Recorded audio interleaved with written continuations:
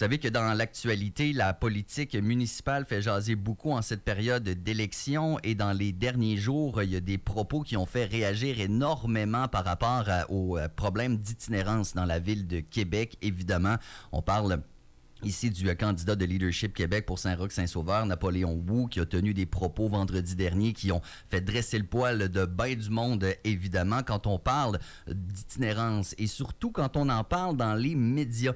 Il faut faire attention à la manière dont on l'apporte et il y a quelqu'un qui s'est penché sur cette question-là et je trouve que c'est tellement important et pertinent de la recevoir ce matin.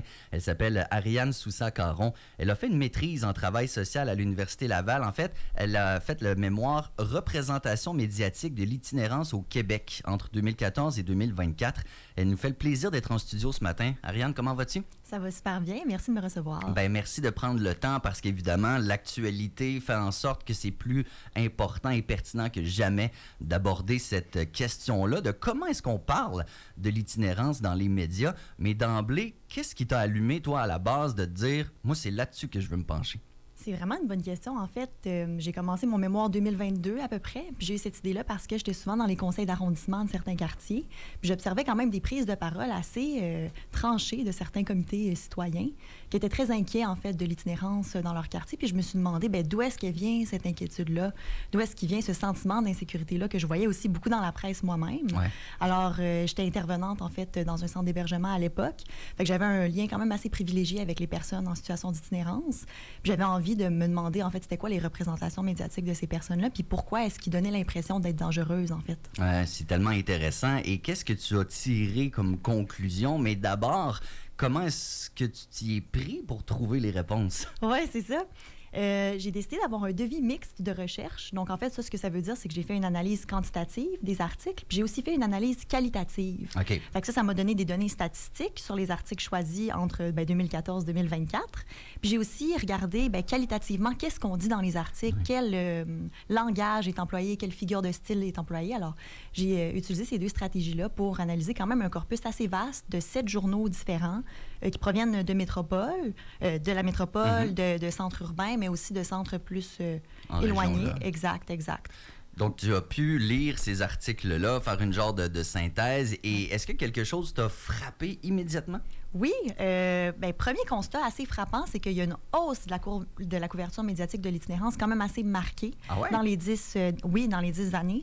On parle d'environ 300% là, de plus. Cette hausse-là est surtout marquée à partir de 2022.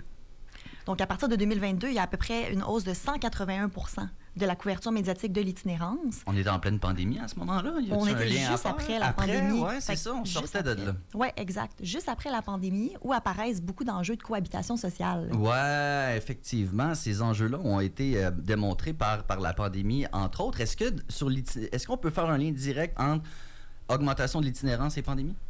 Non, je pense qu'on ne peut pas faire un lien direct. Okay. Je pense quand même qu'après la pandémie, il y a eu une attention accordée à l'itinérance visible assez accrue comparativement à avant. Mm-hmm. Puis je pense qu'il y a quand même des tensions entre certaines catégories de citoyens qui ont été accentuées. Alors, effectivement, puis la mixité, le vivre ensemble, on sait que c'est un enjeu qui est tellement important. Ariane, tu as parlé donc dans cette maîtrise-là du rôle ou de l'influence des médias quand on parle d'itinérance. Je veux pas qu'on se tape sa tête nécessairement, mais qu'est-ce qu'on fait de pas correct? Y a-t-il un truc en particulier, un mot, une tournure de phrase ou un angle, quelque chose qu'à matin on dit ça là, c'est fini là? Ah, mon Dieu! Il faut que j'en choisisse un. Ah, tu peux en dire plein. Mais non. Mais je pense qu'il ne faut pas se taper sur la tête non plus. Non. Là.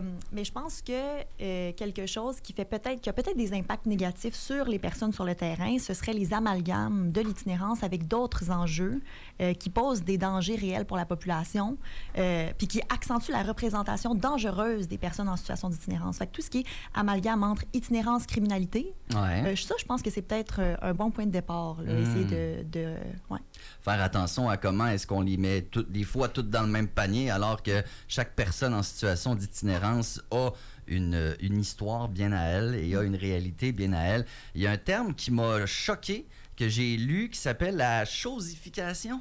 C'est horrible comme mot, tu peux nous l'expliquer? Bien sûr. C'est dans les 3 procédés que j'ai identifiés dans mon analyse plus qualitative qui mènent à l'altérisation des personnes en situation d'itinérance. En gros, ce que ça veut dire, c'est qu'on conçoit les personnes en situation d'itinérance comme très autres à nous. Fait qu'il y a une distanciation sociale qui s'opère. Puis la chosification, c'est effectivement le degré le plus haut d'altérisation. Puis c'est là ce qu'on va considérer les personnes comme des choses. Alors, on les met au même rang que des cafards, que des ordures. Puis c'est souvent dans des discours qui sont orientés vers la propreté publique, l'ordre public. Et ce que je trouve intéressant aussi, c'est que tu sembles dire, Ariane Soussa-Caron, qu'on parle de sécurité publique.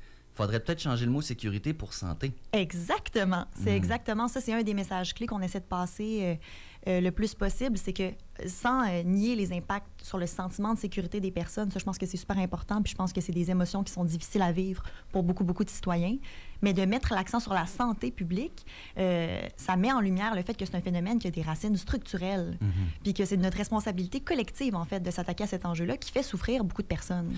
Quand on parle de structurel, je trouve ça intéressant parce qu'effectivement, puis moi, je suis un master of none, que je connais rien dans rien, là, mais j'essaie de comprendre. Est-ce que tu municipal, est-ce que tu provincial, est-ce que tu fédéral, est-ce que tu tout ça en même temps? T'sais, on pogne ça par où, l'itinérance? Oui, c'est ça. Pareil. Ben, partout. Ouais. C'est ça qui est super plate, c'est qu'il n'y a pas de réponse facile. Puis c'est ça qui mène peut-être à certaines simplifications parce qu'on veut comprendre. On est face à un sentiment d'impuissance, puis je pense que comprendre, ça nous donne un levier face à tout ça. Mais il n'y a pas de réponse facile. C'est un enjeu qui se tisse depuis plusieurs années. Je pense que la pandémie n'a pas aidé. Je pense que le phénomène de l'itinérance se croise avec plusieurs autres phénomènes. Qu'il ne faut pas amalgamer, mais qu'il y a des liens. Fait que pas de réponse facile, c'est ça qui est super plate. C'est ça qui est super plate. Puis c'est pas de responsabilité d'un palier de gouvernement, ni de groupe communautaire, par exemple. C'est une responsabilité qui est collective, malheureusement. Il y a encore énormément de travail, comme tu l'as démontré, Ariane Soussa-Caron, dans ce mémoire intitulé « Représentation médiatique de l'itinérance au Québec ». Vous avez fait, entre autres, des ateliers là, auprès des journalistes. Là. C'est quoi les points? Je pense qu'il y a comme 5 points que vous abordez, etc. Grosso modo, là, un petit cours 101 résumé condensé de ce que vous dites là, aux journalistes. Bien, on en a abordé un qui est super important. Je pense qu'à place de parler de sécurité publique, on pourrait parler de santé publique. OK. Grosse nuance. Oui, grosse nuance. Je pense que de se rappeler que c'est un phénomène qui a des racines structurelles, c'est super important. Mais je pense que globalement, en tant que journaliste, se rappeler qu'on a un pouvoir politique super important. Surtout dans un enjeu qui est lié à la désaffiliation sociale, qui est un enjeu d'imaginaire, de stigmatisation comme l'itinérance. Bien, il y a un pouvoir politique derrière les mots. Certains mots stigmatisent plus que d'autres. Puis étant donné que l'itinérance est un phénomène qui est super proche de celui de la stigmatisation puis de la désaffiliation sociale, bien, ça devient super important d'avoir un traitement qui humanise les personnes qui le vivent. Donc, pour les gens qui sont à l'écoute ce matin, bien, les prochaines fois qu'ils entendront peut-être la radio ou qu'on va lire dans le journal ou etc., bien là, on va pouvoir peut-être avoir des petits red flags, comme on dit, en faisant « Oups, ça, il faut faire attention, ça, il faut faire attention ». Puis là, on parle dans les médias, bien sûr, Ariane, mais même entre nous, là. Tu sais, pour côtoyer des gens qui sont jamais en Basse-Ville, c'est incroyable de voir comme leur perception, parce qu'ils comprennent pas. Donc, qu'est-ce qu'on peut faire aussi comme citoyen pour aider un petit peu dans ça? Là?